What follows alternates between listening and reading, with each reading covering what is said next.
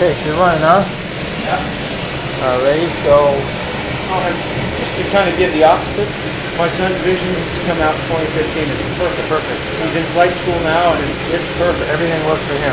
Yeah. One time. One time. Yeah. But see, if I can go back for a refinement on my eyes. Yeah. With the lifetime warranty on it.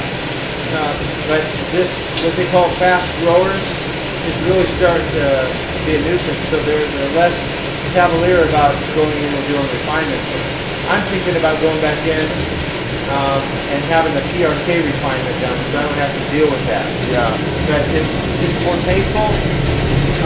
You're on your back on pain medicine for about a day, a good day, and then you had a contact on your eye for 3 days. Yeah. I had the contact on this side for 3 days after they did the third one. I don't like that. Everything okay in here? Yeah, everything looks okay. What I assume there's nobody else that comes in and really monitors the boiler now. Not really, no. That's why I need the boiler people in here, but I haven't had to call them. Okay, well, let me just take a few minutes to teach you a couple things. Okay, good. I got the big one. The fire eye right here is an important thing.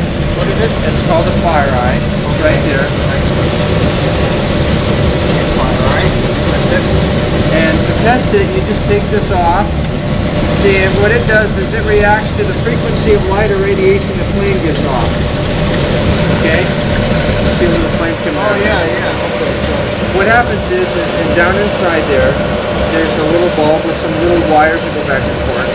The light or radiation that comes off the flame interacts with an ionized gas in there, causing a electrical current.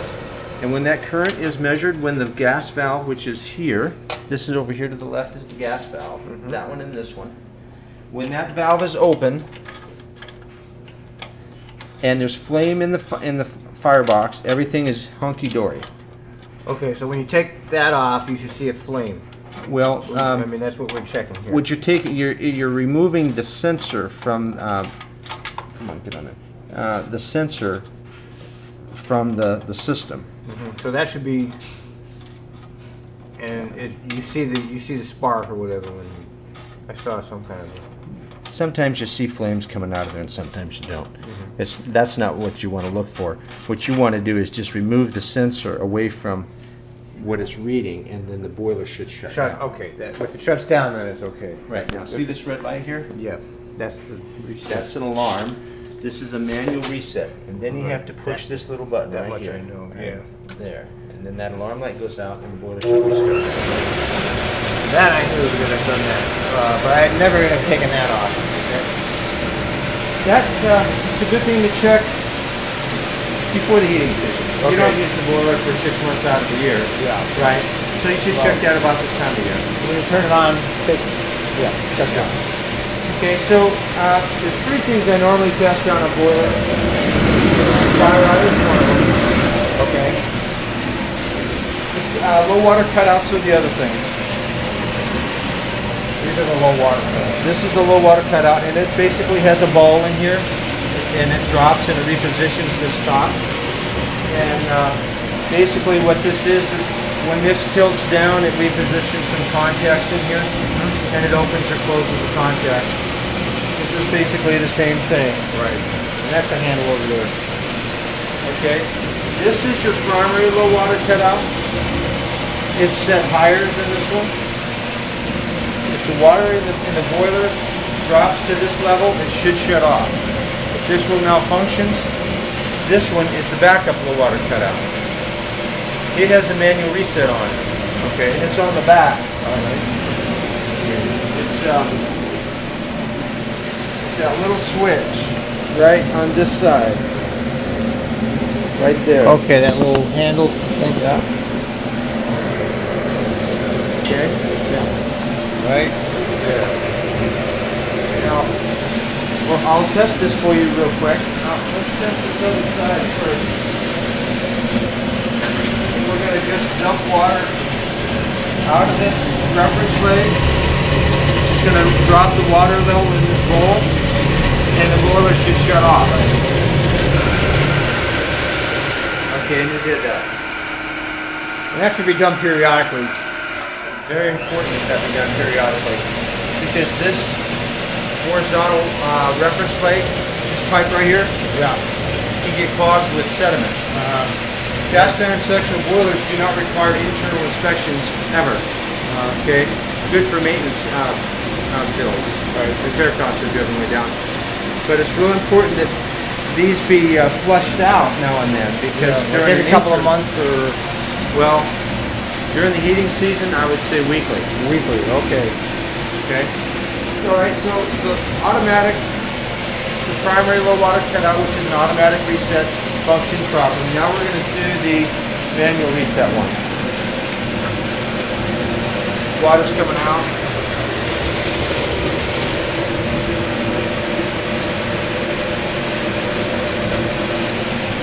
And what I'm watching for in here, let me grab my flashlight. I'm coming around to the other side. See that little deal right there? Yeah. See how it's tilting up? Yeah. Okay, now watch what happens when I close the valve. Oh, so that's a float or something? There's a float in here and it's rocking back and forth.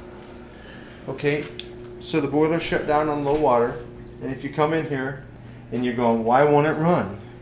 First off, check your water level, and if the water level's down, you can't see the water level, you can't see that. There'll be nothing in there. There'll be nothing in there.